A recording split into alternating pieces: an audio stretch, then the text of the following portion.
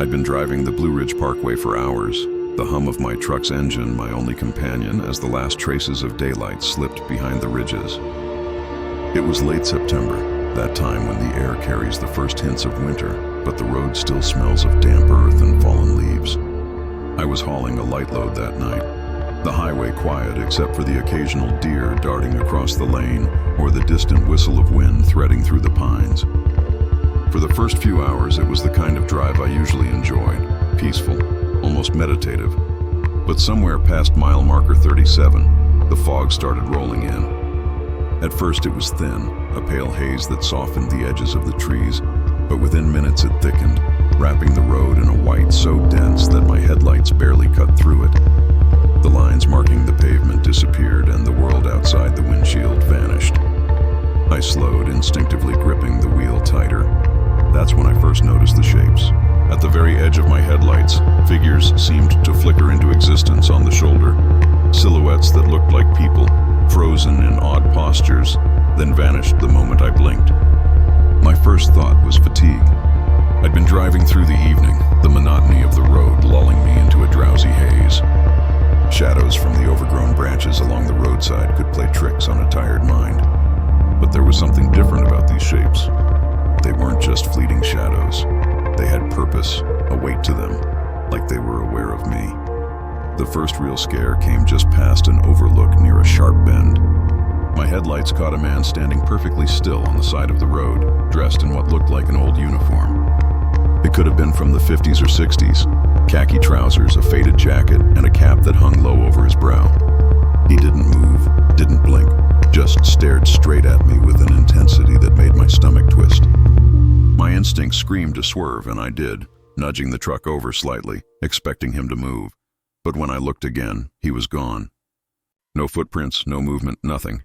I tried to shake it off, telling myself I'd seen a trick of the fog, maybe a deer standing oddly that just looked like a man. But deep down, I knew something about him wasn't natural. The next few miles were worse.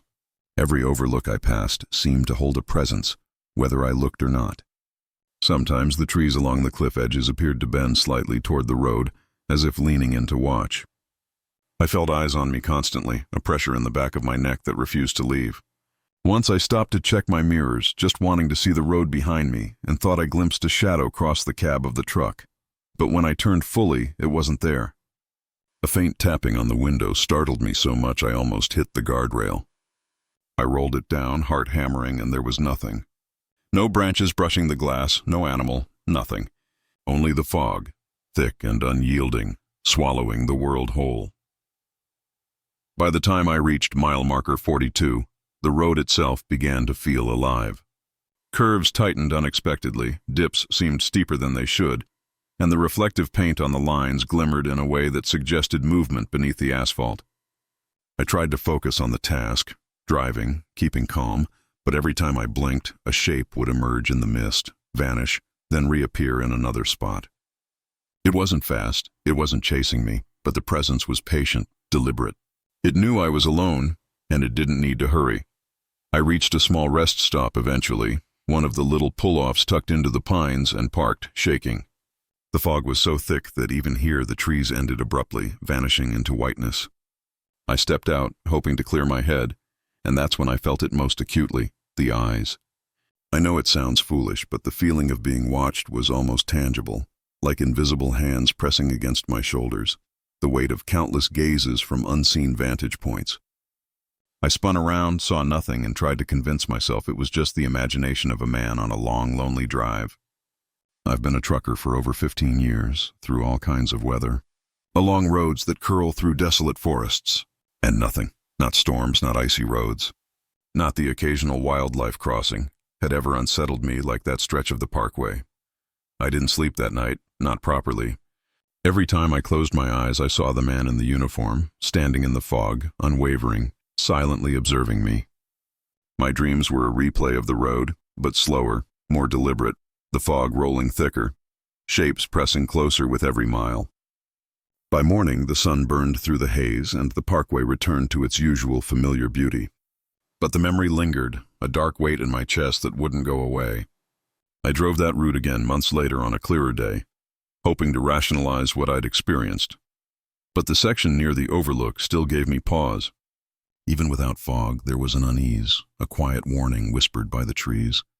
I've spoken about it with a few other drivers over the years, those who know that stretch better than anyone. And while some shrug it off, a few tell me they've seen things too. Figures, flickers, glimpses of a man standing still at the side of the road. None of us can explain it, and maybe that's the point. The parkway is beautiful, timeless, but there are places where the past refuses to remain buried, where memory lingers in the fog, watching, waiting. I try to avoid that turn now, especially on nights when the mist rolls in thick and heavy. Even the sound of distant headlights through a light fog sends a shiver through me. It's not about superstition or imagination. It's about the way the world can feel alive in ways that are quietly, profoundly wrong, and how sometimes you're not alone on the road, even when you think you are. It's been years since that drive, but the memory hasn't dulled. I still recall the faint tapping on the window, the stillness of the man in the uniform, and the relentless, patient presence that seemed to follow me through the fog. Sometimes when I drive other stretches of the parkway on clear nights, I catch myself glancing toward the shoulder, expecting to see him again. And for a moment I feel the same dread, the same quiet, insistent weight of unseen eyes tracking me. That road, that fog, that figure, they've become a permanent part of my memory.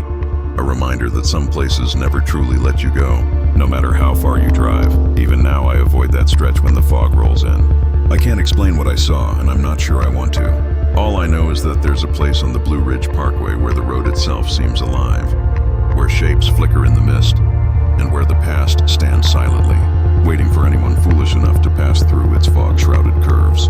And if you ever find yourself there driving alone, remember this. Some turns are meant to be taken slowly, some figures are best left unseen, and some fogs, well, they're better never driven through at all. I was hauling a load of lumber that night, heading south along the Blue Ridge, when my route took me through a stretch of road the locals called Devil's Hollow. I'd heard the name plenty of times before, mostly from old truckers at the diner in Boone, men with calloused hands and weathered faces who'd talk about the hollow in low voices, as if saying too much might draw something's attention. I'd never thought much of it. Truckers have a habit of turning lonely roads into ghost stories, and I'd always chalk those tales up to fatigue, isolation, or a little too much coffee. But that night made me a believer. It was mid-October, the kind of evening when the mountains sit heavy with fog and the air feels electric, like the world's holding its breath before the first frost. My rig groaned under the load as I climbed the grade, the hum of the tires the only sound in the stillness. I remember rolling my window down for some air and realizing how unnaturally quiet it was. No crickets, no wind, not even the usual whisper of trees moving against each other. The silence had weight to it, pressing in on the cab until it felt like I was driving through a vacuum. That was my first hint something wasn't right. A few miles into the hollow, the curve of the road opened up into a long, straight stretch. My headlights reached farther now, cutting through thin tendrils of mist, and that's when I saw it.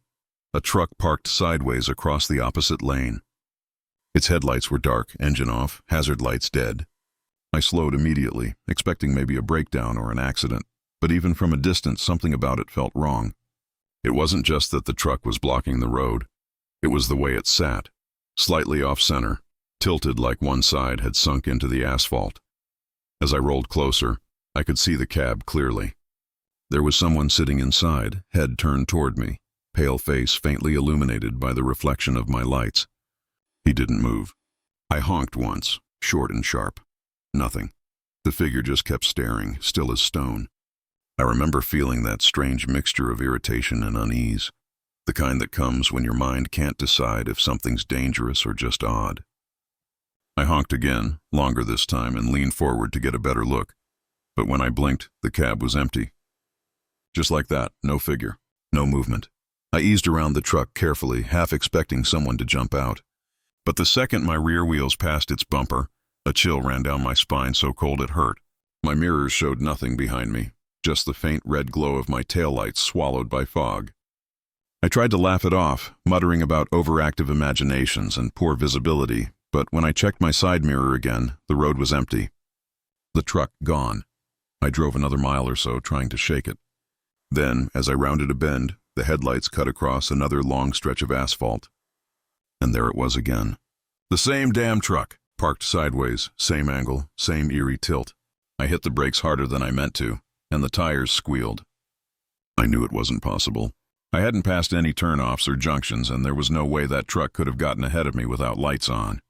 My pulse started to thrum in my throat. I told myself it had to be a different truck. Coincidence, nothing more. But as I crept closer, I saw the dent on the front fender. The same dent I'd noticed before. This time I didn't stop. I swung wide into the opposite lane and drove past fast enough to make the trailer sway. As I went by, I glanced at the cab, and the pale figure was back. Same position, same blank stare. I caught the reflection of his eyes just before the fog swallowed him again. My chest felt tight.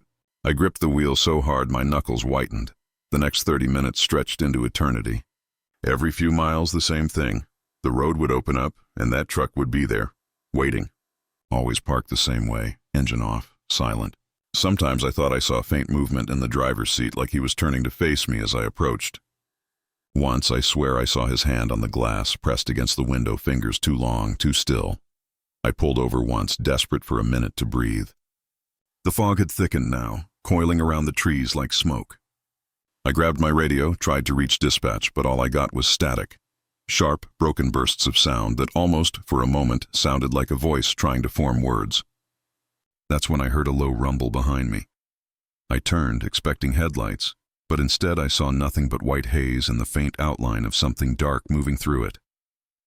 My first instinct was to get back in the truck, and I did, fast.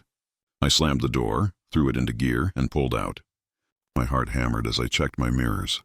Nothing behind me, nothing in front. For a few seconds, I started to believe I was clear of it. Then out of nowhere, 2 beams of light bloomed in my rearview mirror.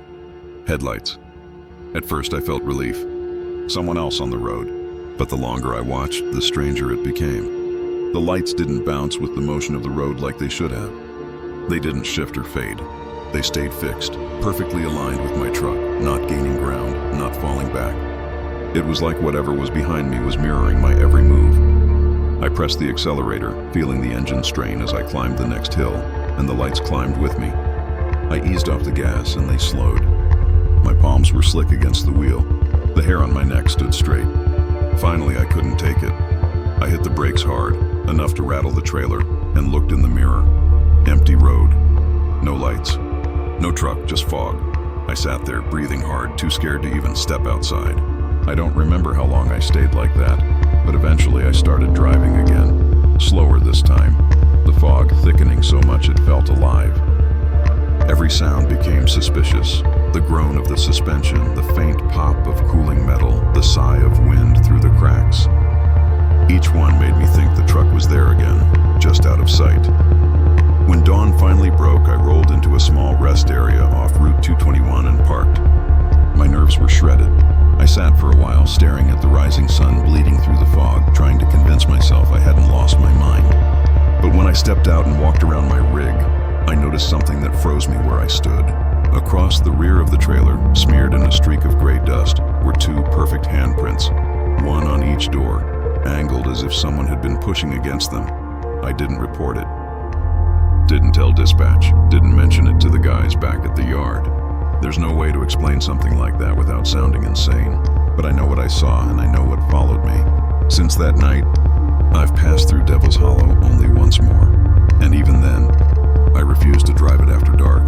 Every now and then, though, when I'm out on a quiet stretch of road and the fog starts rolling in, I find myself glancing in the mirror. Sometimes I think I see the faint outline of headlights far behind me, steady, patient, keeping pace no matter how fast or slow I go. Maybe it's my imagination, or maybe Devil's Hollow doesn't let go once it knows your name. I just know that when the air goes still, when the crickets stop and the headlights stop bouncing, I keep my eyes forward and I don't stop for anything. Because some roads remember you, and some things that travel them never really leave. I've been running freight along the Blue Ridge for the better part of 2 decades, and in all that time, the road's silence has been my closest companion. You get used to the loneliness of the Appalachian stretches, the deep valleys that swallow light, the way fog rolls through the hollows like smoke from a dying fire, But sometimes when the silence gets too loud, I'll tune into old AM stations just to have something human in the cab with me. There's something about those old frequencies, how they fade in and out, warped by distance and weather, that makes the night feel less empty. But that night, I learned that silence isn't always the worst thing you can hear on the road. It was late November, the air thin and cold, and I was hauling parts from Asheville up toward Roanoke.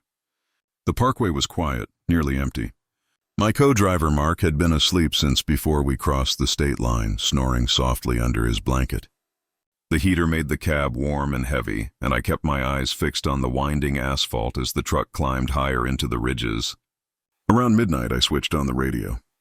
The station I usually listen to, some late-night gospel out of Tennessee, wasn't coming through clean, just static and faint bursts of some other signal.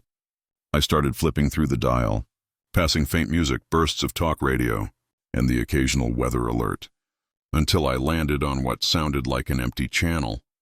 It was nothing but static, steady, low, familiar. I let it play. There's a comfort in that kind of noise, a sound that fills the cab without demanding your attention. But after a few minutes, I realized it wasn't quite static. There were faint drops in tone, like soft murmurs between the bursts of white noise. I leaned closer to the speaker, thinking maybe it was just interference, some overlapping broadcast bleeding through. Then I heard my name. At first it was quiet, so quiet I thought I'd imagined it. Just a whisper buried under the hiss. Then it came again. "Tom." The voice was low, drawn out, almost deliberate. I turned the volume down to 0, heart beating a little faster, then back up again. The static resumed, soft and steady, until the next words came through, clearer this time. "Tom, chicken sandwich." "Coffee," I froze. That was exactly what I'd eaten at the diner 3 hours earlier, right before Mark took over driving for a while. My throat tightened, a cold flush creeping up my arms. I turned the radio off completely, thinking maybe some late-night DJ was playing a prank. But even in the silence of the cab, I swore I could still hear faint whispering, not through the speakers, but behind them, like something trapped in the wiring. I shook it off. Fatigue, I told myself. Sleep deprivation can do strange things. I cracked the window to let in the cold air, letting it bite against my face until I could feel the reality of the night again. The trees blurred past in the dark, and for a while, it was just the hum of the road and the sound of Mark's breathing beside me. Then, from somewhere deep within the radio, the static came back, louder this time, aggressive, almost pulsing. And beneath it, a chorus of voices, not one but several, male and female, layered and disjointed, whispering in patterns I couldn't follow. Some were faint, others pressed right against my ears. I reached for the dial, but the second I touched it, the voices stopped whispering and began talking, fast and clear, overlapping sentences that made no sense at first. Then one cut through the rest. Mile marker 56. Slowing down, I glanced outside. We were just passing marker 56. I took my foot off the accelerator, the engine rumbling low, and the voice matched me, word for word, describing my every move.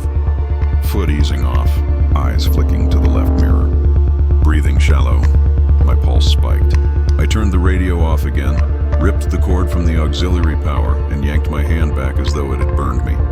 For a moment, the cab went silent.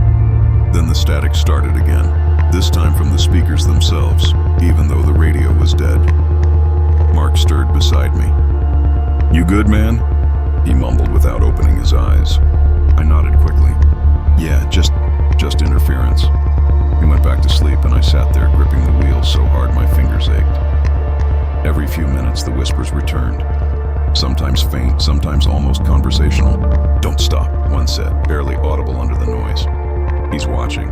Another voice, female. "Horse," followed. "Don't look back." I don't know why, but that's when I did exactly that. I looked into my rearview mirror. Behind us, through the faint mist curling over the pavement, I saw a flicker of headlights. Distant but steady. They weren't there before. At first I thought it was another truck, maybe someone else running the parkway overnight. But as the miles passed, those headlights didn't grow or fade.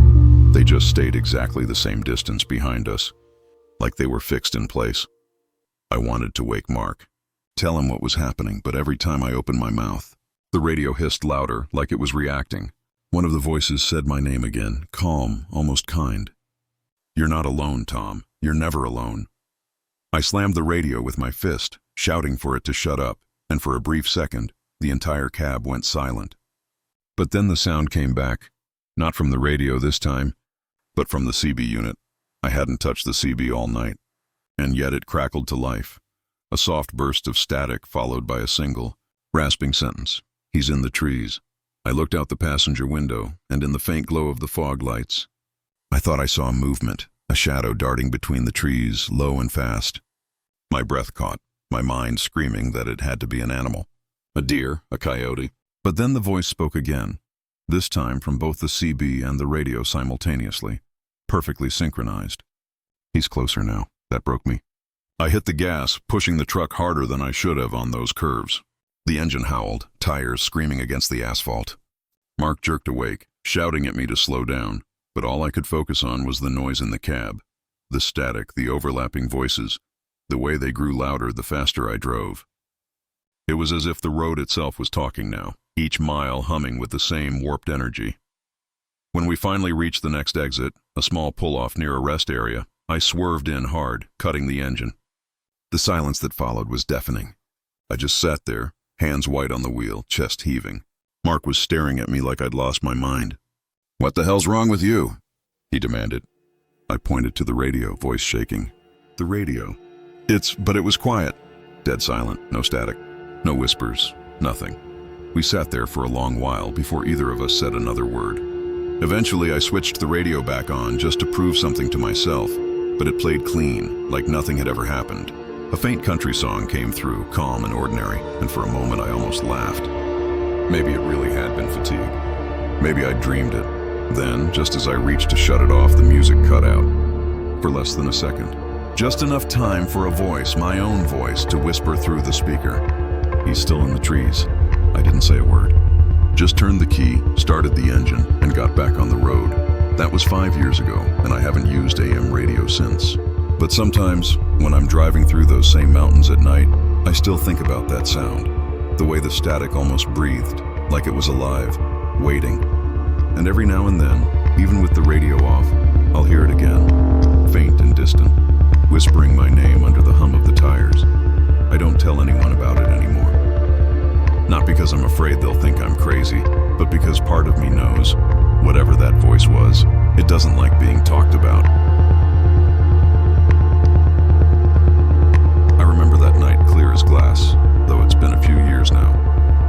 I was running an overnight haul from Asheville to Roanoke, the kind of quiet run you almost look forward to. The air was cool, the sky sharp with stars, and the parkway was empty except for the steady hum of my rig. It must have been close to midnight when I hit that stretch just past Craggy Gardens, the one they'd been doing some road work on earlier that summer. The signs had been up for weeks, orange cones, floodlights, men in reflective vests laying down fresh asphalt. But that night it all looked finished. Smooth, dark pavement and no sign of a work crew anywhere. I was just settling into the rhythm, engine purring, CB quiet, when I caught a flicker of motion in the headlights. A man stood dead center in my lane, waving both arms like he was trying to flag me down. He wore a bright, reflective vest that caught the light like a flare, and his hard hat gleamed white against the black trees. My stomach jumped. I hit the brakes hard enough to make the trailer groan, tires biting the asphalt. The guy didn't move, just kept waving, one hand up, one pointing toward the shoulder. I slowed to a crawl, window down, ready to shout an apology or see if there'd been an accident. But as my truck rolled closer, I noticed something strange. There were no cones, no equipment, no floodlights. Nothing you'd expect at a work site, just that man in the vest, standing alone in the dark. Then, in the sweep of my high beams, he stepped sideways, smooth, like he was moving out of my way, and disappeared. I mean, completely gone. For a second, I just sat there with my heart punching at my ribs, engine idling. The road was empty. I got out, flashlight in hand, and scanned both shoulders. Nothing, no tire tracks, no footprints in the gravel, just wind rustling through the trees and the faint hum of crickets. When I climbed back into the cab, my hands were shaking so bad I nearly dropped the gear shift. I radioed dispatch just to hear another human voice. "Hey, anyone know if the parkway's got night work near mile marker 239? Silence. Then the operator came back, confused. "Negative on that, Joe. No crew scheduled tonight. Everything's cleared until next week. I didn't answer for a moment. Just stared at the dark stretch ahead, feeling something like ice settle behind my ribs. Copy that, I said finally, and kept driving. The rest of the run should have been uneventful, but it wasn't. Every few miles, I thought I caught a flash of that same vest off to the side of the road, sometimes near a guardrail, sometimes crouched by a ditch. Every time I blinked, it was gone. I kept telling myself I was just tired. Tricks of light, road hypnosis. But the feeling wouldn't leave. It was like someone was pacing alongside the truck, staying just out of sight. A week later, I stopped for coffee at a rest stop near Boone. And a guy named Earl, another long-haul driver I'd run into a few times, sat down across from me. We got to talking about that route, how it could play tricks on your head. When I mentioned the man in the vest, Earl went quiet. He just looked at me for a long moment, then leaned in. "You've seen him too, huh?" he said. My skin prickled. "What do you mean, too?" He told me about a worker named Danny Holt, a flagger who'd been hit on that very stretch about 5 years back. Drunk driver came around a curve too fast during a foggy night shift. They said he died instantly. Since then, folks talked about seeing him, waving down trucks like he's still trying to warn them. I didn't believe him. Or maybe I didn't want to. But over the next few months, I started to notice small things whenever I ran that route. Once I passed through the same section, and the CB crackled out a whisper, faint, broken, like someone trying to talk through static. It lasted only a second, but I swore I heard the words. "Slow down, another night?" I stopped at a turnout to stretch my legs, and as I killed the engine, I thought I saw a flicker of movement reflected in my side mirror. A man walking toward the truck, head down, vest glowing in the moonlight. I turned around. Nothing there. The final time I saw him was last autumn. The air had that crisp bite of first frost, and the road shimmered under the high beams like wet glass. I was coming around a bend when I saw it again. That reflective vest, dead center in my lane. Only this time I didn't brake. I just kept my foot steady, jaw tight, telling myself over and over that it wasn't real. As I passed through the spot, the temperature inside the cab dropped like someone had opened a freezer door. The windshield fogged over instantly, and for half a second, I caught a face staring at me through the glass, pale, expressionless, eyes reflecting the dash light like a cat's. Then it was gone. When I pulled into the depot that morning, I checked the grille, the bumper, everything. No sign of a hit. No blood, no torn fabric. Just cold steel and my own shaking reflection staring back. I don't take that route anymore. Even in daylight, I'll detour miles around it. But sometimes, when I'm idling at a rest stop late at night, I catch the faint reflection of orange in the mirrors, like someone's vest just standing in the dark behind the trailer. And when I close my eyes, I can still see him waving, his arm cutting through the beam of my headlights, trying to tell me something I'll never quite understand. Whatever happened on that road, it hasn't been forgotten, and I don't think it ever will be. Word count, 250 words would. You like me to generate a scene-by-scene cinematic image prompt set for this story next, like your Images Generation Template 02. That would help you make visuals for your horror video. I remember that night like it happened yesterday, though it's been years now. I was running a late haul along the Blue Ridge, the road quiet except for the steady thrum of my tires on asphalt and the occasional sigh of wind through the pines. It was early October, and the air carried the crisp bite of approaching winter. I'd been driving for hours, the kind of stretch where you start to feel like the truck is the only thing that exists in the world. Just you, the road, and the mountain shadows curling beneath the moonlight. I pulled off at an overlook I'd stopped at plenty of times before, the kind that looks harmless during the day but at night holds a different kind of stillness, a silence heavy enough to press against your chest. I switched off the engine, letting the headlights illuminate the edge of the rocky cliff. The world fell away behind the cab, fading into black folds of forested valleys. That's when I noticed them, shadows long and thin crawling along the rocks below. At first I thought it was my eyes playing tricks, the way the light fell against jagged stone, the long shadows stretching into weird angles. But these weren't ordinary shadows.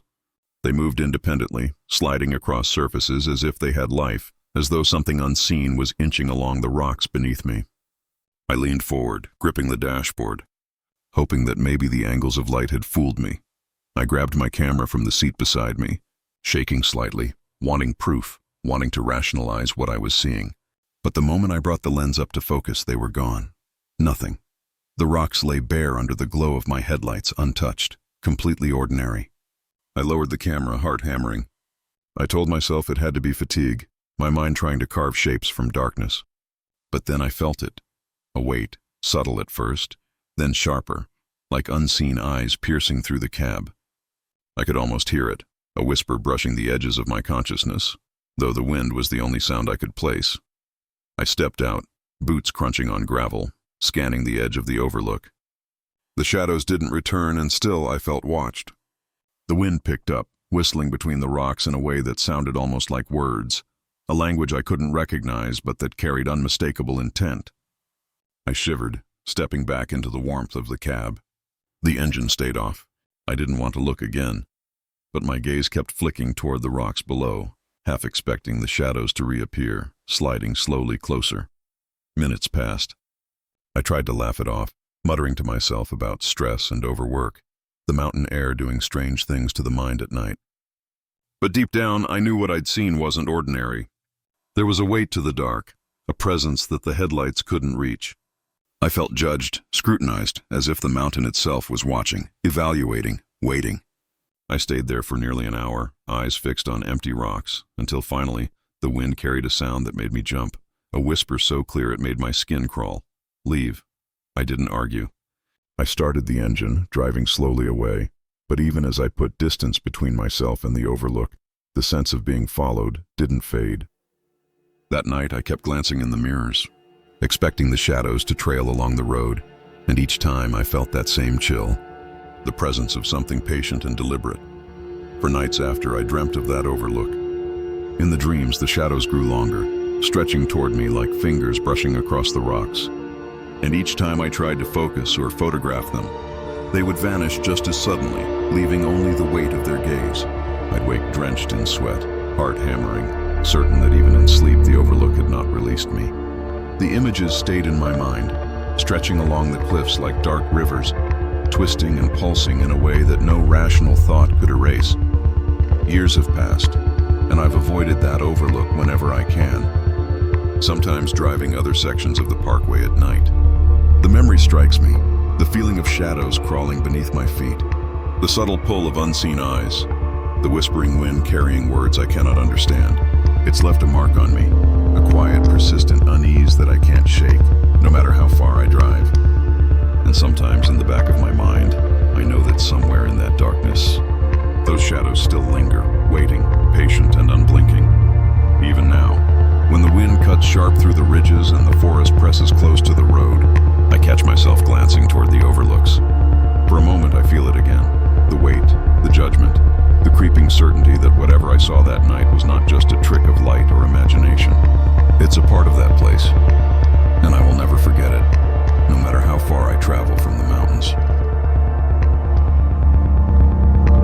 I've passed that stretch of the parkway countless times over the years, usually hauling loads late at night when the world feels closed off and quiet. There's a particular bend just past an overlook where the road narrows and the cliffs drop sharply to one side. And it's there that I first noticed the old truck. Rusted through in places, faded red paint peeling like sunburned skin, it sat half on the gravel shoulder, half over the edge, like it had been left to rot on purpose. I'd always thought of it as part of the scenery, a relic left by some careless driver or perhaps abandoned long ago, but there was always something about the way the moonlight glinted off its hood that made the hairs on my neck stand up. That night I was running solo, the rig heavy and tires humming over the asphalt. Fog had begun to roll in, curling low across the cliff's edge, and the headlights carved through it in short, trembling beams. As I rounded the bend, I noticed the truck again. It looked the same as always, rust and decay outlined against the dark forest behind it. But then I heard it, a low, steady hum, almost imperceptible at first, like a distant engine idling somewhere in the distance. But as I drove closer, it grew in volume, filling the cab until I could feel it vibrating in my chest. The sound was mechanical and unnatural, almost too deep to be real. I slowed the rig, gripping the wheel so tight my knuckles went white. The hum was louder now, vibrating in the tires, in the frame, resonating through the ground beneath me. My first thought was that some drunk had left a truck running, but there were no lights, no exhaust, nothing to suggest anyone was there. The night was still, heavy with the scent of damp leaves and stone, and yet this truck seemed alive, pulsing quietly at the edge of the cliff. Against every instinct, I climbed down from the cab and approached the vehicle. Each step on the gravel made the hum throb stronger, almost like the truck was aware of me, counting my movements, matching my pace. I stopped a few feet from the door, reaching out to touch the fender, and the vibration ran through my fingertips like electricity. A shiver ran down my spine, cold and sharp, but I couldn't bring myself to look away. Then I heard it. Not in the hum this time, but distinct, clear. A whisper from the bed of the truck. "Tom." It called my name, soft but deliberate, slicing through the fog and the wind. My stomach dropped. I jerked back, heart hammering, eyes scanning the shadows around me. Nothing. No movement. No one behind the truck. Nothing but the clinging fog and the scent of wet earth. My mind raced, telling me I'd imagined it, that the combination of isolation, fatigue, and the rhythmic hum had tricked me. But deep down, I knew I hadn't. I took a cautious step back and the hum began to fade, dwindling to almost nothing, like the truck was retreating into itself. Still, the whisper lingered, faint and icy against the back of my neck. I climbed back into the cab, slammed the door, and locked it. My hands were shaking, and for a long moment I just sat there, engine idling, listening. Every creak of the rig, every rustle of the trees sounded amplified, as if the world itself was holding its breath. I drove away slowly, headlights cutting through the fog, and yet I couldn't shake the feeling that the truck was watching, that it had marked me somehow. The hum, the whisper, the impossible vibration. They lingered in my mind, pressing against the edges of reason. For weeks afterward, I found myself thinking about that spot, the truck, the way the sound had seemed to penetrate my chest. I tried to convince myself it was fatigue, a trick of isolation and too many nights on the road. But even months later, the memory felt tangible, like the vibrations were still embedded in my bones. Some nights, when I'm driving alone along other stretches of the parkway and the fog rolls in thick and low, I can swear I hear it again, an almost imperceptible hum, a vibration just beyond the reach of my senses. And sometimes, just sometimes, a whisper, soft and deliberate, calling my name. I don't stop to investigate anymore. I never will, because there's a weight to that truck, something patient and old, and I know better than to disturb it again. I remember that night with a clarity that still unsettles me, even years later. The parkway had been unusually quiet, the kind of silence that feels alive, as if the forest itself is holding its breath. I was hauling a load alone, headlights cutting through the thick fog that had rolled in unexpectedly, hugging the curves and valleys like a living thing. The tires hummed over the asphalt, and my rig seemed impossibly heavy, each turn of the wheel a deliberate fight against exhaustion. It was late October, the air crisp and damp, carrying the scent of fallen leaves and cold earth. I was somewhere near a sharp curve I'd known for years, the one where the road drops abruptly and the guardrail keeps you from sliding into the hollow below. That curve has always had a reputation. Drivers swear you can hear voices if you stop or see figures moving just beyond the trees, but I'd never believed in it. Until that night, as I rounded the bend, I noticed something strange, wet footprints along the edge of the guardrail. They glistened in the reflection of my headlights, dark and ominous against the asphalt. My stomach dropped. There hadn't been any rain, and the fog didn't leave wet prints on the road. I slowed the truck, squinting into the white haze, trying to make sense of what I was seeing. The footprints continued along the curve, perfectly spaced, as if someone, or something, was pacing the edge of the road in time with my truck. I checked the shoulder, the tree line, even the hollow below. Nothing moved. No shadow, no figure, no glint of eyes catching the light. I tried to rationalize it, perhaps another driver, a jogger, someone who had wandered out of the fog earlier, but the prints kept pace with me. I sped up slightly and they matched my acceleration. I slowed down and they slowed too. My heart was hammering, a heavy thrum that seemed loud in the quiet cab. The rhythmic patter of my tires against the road mingled with a sound I hadn't noticed before. Faint, deliberate footsteps echoing behind me, soft but steady, following the rhythm of the prints. I gripped the wheel tighter, knuckles white, and tried to convince myself it was fatigue. The fog playing tricks on my eyes, my ears inventing phantom sounds. But the footsteps persisted, sometimes accelerating when I dared to glance at the mirrors, fading slightly when I forced myself to stare straight ahead. The fog thickened, curling over the guardrail, wrapping around the rig like a living shroud. Each breath I took felt heavier, damp and cold, carrying a metallic tang that made my stomach churn. I reached for the CB, calling out to anyone in the area, but there was only static in response. No other rigs on this stretch of road, no voices, just the footsteps, keeping pace, echoing softly over the asphalt and in the hollows between the trees. I felt a presence, patient and deliberate, as if the fog itself had a shape, waiting for me to understand. I couldn't tell where it started or ended. My headlights didn't illuminate anything beyond the curve. Everything was white, impenetrable. Yet the prints and the sounds moved with certainty, following me. The curve twisted sharply again, and my rig squealed slightly as I braked and steered. The prints were still there, wet and precise, and the footsteps echoed behind me, louder now, closer, almost brushing against the tires. A cold sweat ran down my spine. I could feel it, an awareness, a silent intelligence that had matched every movement I'd made since I first saw the prints. My heart felt trapped in my chest, hammering with panic and disbelief. I wanted to scream, to throw the rig into reverse and leave the road behind forever. But my body wouldn't respond. I reached a small clearing. A break in the trees where the fog thinned slightly and the moonlight touched the road in ghostly beams. I eased the truck to a stop, heart hammering, and peered into the mist. The footprints ended abruptly at the edge of the trees, the hollow empty, silent. I sat there for several minutes listening. The footsteps had stopped. The prints were gone. Nothing remained but the damp asphalt and the faint scent of wet earth. I drove slowly from that point, eyes glued to the mirrors, scanning the tree line and shoulder for any sign of movement. Every shadow seemed to twitch. Every gust of wind sounded like a brush against the rig. By the time I reached the next stretch of open road, the fog had thinned, leaving only a pale mist along the edges. I glanced back one final time, nothing. No prints, no shadows, no sound. And yet the feeling of being followed never left me.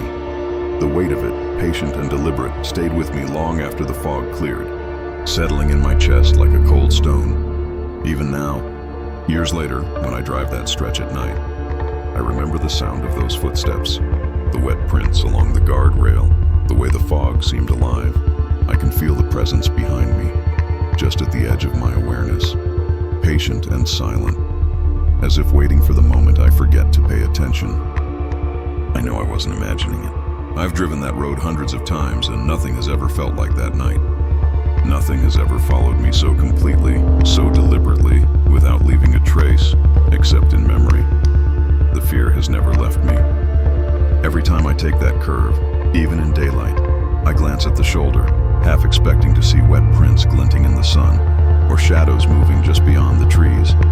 The memory lingers, a constant reminder that some roads are alive in ways you can't understand, and that even the quietest nights can hide footsteps that follow, patient, deliberate, waiting for the next traveler to wander too close to the edge. I've driven hundreds of miles along the Blue Ridge Parkway at night, alone behind the wheel of my rig, with only the hum of the engine and the occasional hoot of an owl to keep me company. Some stretches are quiet in a way that's almost comforting. Others have a stillness that presses down, heavy and expectant, as though the mountains themselves are watching. It was late October, the kind of night where the air bites through your jacket, sharp and relentless, and fog clings to the treetops like a low, rolling cloud. I was coming down a curve just past a narrow pass, and the road had been empty for miles when I first saw him. He was standing at the edge of the asphalt, half hidden in shadows, hood pulled low over his face. At first I thought he might be lost, maybe some hiker or traveler who'd wandered from a trailhead. He was shivering, shoulders drawn in tight against the cold, but he didn't move toward me as I slowed the rig. I rolled the window down, the warmth of the cab spilling out into the night. "Need a ride?" I asked, no response. He didn't even blink, just stared straight ahead, face obscured by the hood, hands stuffed in pockets. I hesitated, gripping the wheel, the fog pressing in on both sides of the truck. The night seemed to hold its breath. Then, with a slow tilt of his head, He pointed down the next curve, toward a section of road that disappeared into thick pines and mist. "Where are you headed?" I asked, voice low. Still nothing. The gesture was enough. I eased onto the road, eyes darting to the mirror every few seconds, expecting him to speak, to say something, anything, but he remained silent. Fixed in the cab, watching the road ahead, the miles crawled by, my headlights cutting through the fog in narrow beams. The highway curved and dipped, the shadows of the pines crawling along the asphalt. I stole glances in the mirror, and that's when the unease began to coil in my gut. The seat behind me was empty. I blinked, thinking I must have imagined it. But there was no hood, no shivering figure, nothing but the worn fabric of the seat, untouched, and the faint smell of cold air lingering where he had been. I slammed on the brakes, heart hammering. I glanced out the side window, down at the shoulder. Nothing. No footprints, no signs of someone having walked away. Just the whispering pines and the soft roll of fog drifting through the forest. My stomach churned. I had picked him up, and he had pointed me down the road. He had been there. But now it was as if the night had swallowed him whole.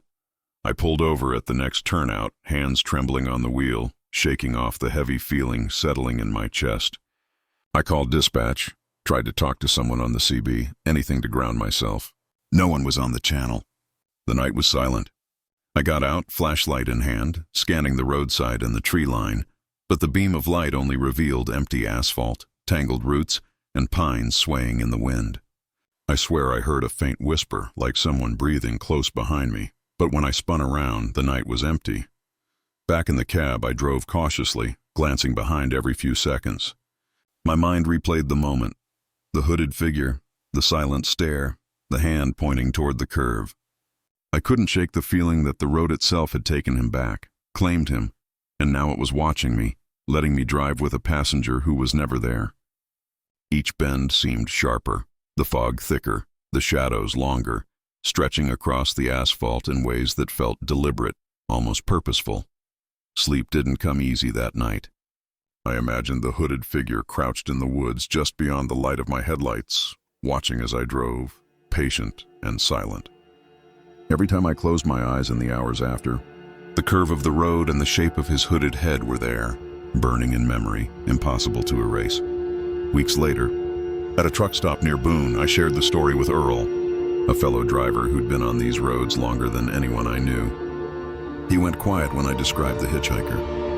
"You picked up a ghost, Tom," he said finally, voice low, as if the walls of the diner could hear him. "Happens sometimes. People get lost up there, die, or just fade. Some never leave." I didn't ask for details. I didn't need them. The memory alone was enough to make my skin crawl. Since that night, I've avoided that curve whenever possible. The road looks normal in daylight, inviting almost, but every time I pass it after dark, I feel the weight of unseen eyes, the memory of a passenger who never really existed. Sometimes, when the wind rustles the pines, I swear I hear a faint sigh, the sound of a hood brushing against the seat behind me, and I remember the way he had pointed, silent, insisting I follow the curve. I don't know who or what it was. Maybe it was someone who had died there years ago. Maybe it was something older, tied to the mountain itself. All I know is that the night holds memories that the day cannot see, and some passengers ride with you longer than they should. Even now, years later, when I drive that stretch alone, I keep my eyes forward. The mirror never catching anything, and yet I feel the presence of someone, or something, silent and watching.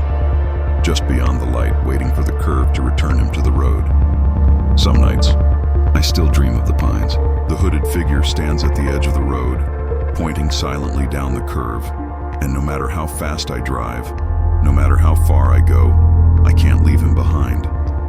He doesn't speak, doesn't blink, but the weight of his gaze follows, stretching through the fog, bending the shadows, leaving me with the impossible certainty that he is still there, waiting for the next truck, the next passenger, the next ride he can take into the mist. I've spent most of my adult life on the road. Trucking through the Appalachians has a way of getting under your skin. There's a rhythm to it, a loneliness that becomes familiar. You learn the turns, the dips, the stretches of highway that go on for miles without a single streetlight. You also learn when something feels wrong. It's not the kind of thing you can explain. just an instinct that creeps in after years of staring through the windshield at nothing but black sky and mountain shadows. That night started like any other. I'd picked up a delivery outside Roanoke and was heading south toward Asheville. It was late, close to 2 a.m., and the road was empty. The kind of empty where you can drive 10 miles without seeing another soul. The CB radio was dead, just the hum of static and the low drone of my engine. I'd been driving for nearly 12 hours straight, the fatigue setting in deep behind my eyes, when I noticed something strange in my rearview mirror. At first, it looked like another truck coming up behind me, 2 headlights in the distance. But they didn't look right. They weren't steady. They flickered, pulsed, slowly, rhythmically, like a heartbeat. I squinted, thinking it was just the reflection of my taillights bouncing off a sign or maybe a trick of the fog. But as the minutes passed, those lights grew closer, keeping perfect pace with me. I eased off the gas a little, just to see if they'd pass. They didn't. The lights dimmed, then flared bright again, like the driver was playing with his high beams. I frowned, tapping the brakes once, a signal to back off. Nothing. I sped up, 10, then 15 miles over, and still, those lights stayed the same distance behind me. No closer, no farther. Just hovering there, pulsing softly through the dark. Something about it made my skin crawl. I told myself it was just another driver screwing around, maybe someone bored out of their mind. But I've seen enough strange things out here to know when something doesn't add up. I flipped on my CB, called out into the static. "This is eastbound on 221. Anyone got eyes on a rig with pulsing lights behind me?" Silence.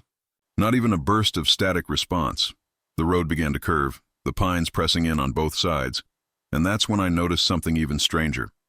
Every time I turned, that truck turned too, not on the road behind me, but in the mirror. Like the reflection was following, not the real thing. I caught flashes of it in the side mirror, but every angle looked wrong, like the lights were shifting places. 1 second they were low, the next they floated higher, too high for any normal vehicle. My chest started to tighten. I slowed to 40, then 35. The road dipped, then rose again, and still those lights hovered, unwavering, glowing through the mist. When I hit the next straightaway, I decided to test it. I cut across both lanes, drifting toward the shoulder. Slow, deliberate. The lights mimicked me exactly, shifting in perfect unison. I tried again, faster this time. Still perfect. That's when it stopped feeling like a prank. I don't know how to explain it, but there was something alive about those lights. The way they pulsed, deep and slow, it wasn't mechanical. It felt deliberate, like breathing. And the more I stared, the more I swore I could hear something beneath the hum of the engine, a low, steady thrum that matched the pulse of the lights. I turned the radio off, and for a moment the cab fell into absolute silence. Then, faintly, just beneath the sound of my tires on the asphalt, I heard it. A whispering noise. Not words exactly, just the suggestion of a voice. That broke me. I slammed my foot on the accelerator, watching the needle climb past 70. The hum in the cab grew louder, rattling in my chest like a second heartbeat. I checked the mirror again. Still there, still pulsing, closer now, filling the entire rear view. My hands were slick on the wheel. I don't even remember breathing. The next exit came up out of nowhere, a narrow back road that led down toward a forestry access route. I didn't think. I just yanked the wheel hard right and tore down the ramp. Gravel sprayed up, dust kicking around the headlights, and then nothing. I looked back. The road behind me was empty. No lights, no engine, no sign of anything at all. Just black sky, fog, and the faint outline of trees swaying in the cold wind. I sat there for a long time, engine idling, heart hammering in my throat. I told myself I'd imagined it. Fatigue, maybe. A reflection off the windshield. My mind playing tricks. But the thing that still gets me, that keeps me up every time I think about that night, was the feeling in my chest. When the lights vanished, that vibration stopped. Like someone had cut a wire. Like something had been connected to me, and then suddenly it wasn't. Eventually I got back on the highway, but I couldn't shake the feeling that I wasn't alone. Every passing reflection, the glint of a mile marker, the flash of a guardrail, made me flinch. I kept checking the mirror, waiting for the flicker to return. It never did. A week later, I passed through the same stretch again during daylight. I looked for tire tracks, anything that might have explained it, but there was nothing. No sign of another vehicle, just the long, quiet road twisting through the mountains. I stopped at a diner off the exit and mentioned it to a couple of locals sitting at the counter. One of them, an older man with a face like weathered leather, stopped stirring his coffee. "You say those lights pulsed?" he asked. "Yeah," I said. "Like a heartbeat?" He nodded slowly, not surprised. "You were near Miller's Bend, weren't you?" I nodded again. He leaned back, eyes on the window. "Lot of wrecks there. Fog gets thick. Drivers drift too close to the shoulder. Some don't come back up. Folks around here say sometimes you see their lights, though, not real ones. Just reflections." "Reflections of what?" I asked, my voice quieter than I meant. He didn't answer right away. "Of what's still moving down there," he finally said. "Even if it ain't the driver anymore." I left the diner soon after, but those words stuck with me. Every night since, when I'm on the highway and the world outside is swallowed in black, I catch myself checking the rear view, waiting for the flicker. Sometimes I think I see it, just for a second, a pulse of light too rhythmic to be random. And when I do, I feel that old vibration again, faint but familiar, humming deep in my chest. I don't know if it's memory or something worse, but I've stopped trying to look too long, because I'm starting to think the mirror doesn't just reflect what's behind. It shows what's following, and whatever that thing was that night, I don't think it ever stopped. I remember that night like it was etched into my memory, every detail sharp and alive, though it's been years. I had pulled off the Blue Ridge Parkway just past a narrow switchback, parked at a rest stop tucked against the ridge. It was late, around 1:30 a.m., and the fog rolled low, curling between the trees, carrying the earthy scent of wet leaves and pine. The engine of my rig was off, the cab quiet except for the occasional whistle of wind through the forest and the faint hum of distant traffic far down the mountain. I had been driving for nearly 12 hours, exhaustion pressing in on me, and I wanted nothing more than a quick rest before finishing the last stretch of the haul. I was dozing lightly, the kind of half-sleep where you hear everything but don't fully register it, when the phone rang. At first I thought it was my co-driver or maybe a dispatch call, but the sound was different, urgent, insistent, cutting through the silence. My hand fumbled across the seat to grab it. "Hello?" I croaked, voice hoarse. The voice on the other end was frantic, panicked, barely coherent. "Leave." "Ridge, now!" it said, breathless, urgent. I sat up straighter, trying to make sense of it. "Who is this? What are you talking about?" I asked, squinting into the fog, half expecting someone to be standing by my cab. There was only the empty gravel lot, the mist swirling in long, ghostly fingers around the trailer wheels. The voice didn't answer my questions. "Go, leave. Danger coming," it rasped, the fear in the tone unmistakable. And then a click. The line went dead. I blinked, staring at the phone, heart hammering. My mind raced. A prank? Someone calling from another truck? But the feeling it left in my chest wasn't a joke. It was cold, heavy, as if the mountains themselves had leaned down to warn me. I grabbed my coat, fumbled with the door, and stepped out into the night. The fog wrapped around me like a wet blanket, and the woods seemed impossibly still. Not a sound beyond the wind. No footsteps, no lights. Nothing that would explain the call. I got back in the rig, gripping the wheel, and tried to calm my shaking hands. I hesitated for a moment, staring at the narrow road that would take me down the ridge.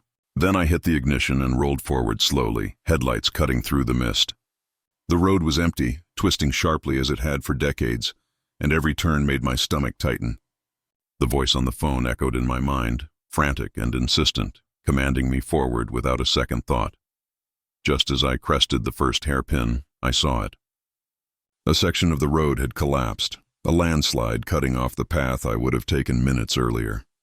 The boulders and mud sprawled across the asphalt like some giant hand had shoved the earth into place. My breath caught in my throat. Had the call been a warning, a trick? The timing was impossibly precise. I eased the rig to a stop, heart hammering, staring at the debris, the faint echoes of that voice still ringing in my ears. The fog thickened, pressing close to the truck. I checked the mirrors, the shoulder, even the woods behind me. Nothing moved. No lights, no shadow. And yet, the feeling of being watched lingered, as though the ridge itself had been alive, aware, nudging me along, guiding me safely past disaster. I sat there for a long time, engine idling, unable to shake the sensation that the call had been more than a human voice. It carried a weight, a certainty, a knowledge I could not explain. Eventually, I found a side road that led me back down the mountain, gravel crunching beneath the tires, and I didn't stop until I was far below the mist line. Even then, the memory of that call clung to me. Every time I drive the parkway at night, every time fog curls low over the ridge, I feel it, the pressure, the unspoken warning, the whisper of a voice that might have been human or something else entirely. Sometimes I wonder if it was really a warning, or if the mountains themselves wanted to remind me how small I am, how easily the world can shift beneath your feet. But one thing is certain, I would have driven into the landslide if I hadn't heard that voice. And I have never, not once, forgotten the sound of it, frantic, raw, terrifying, and somehow alive. Even now, years later, when I'm parked at a rest stop on a dark stretch of road, I check my phone reflexively.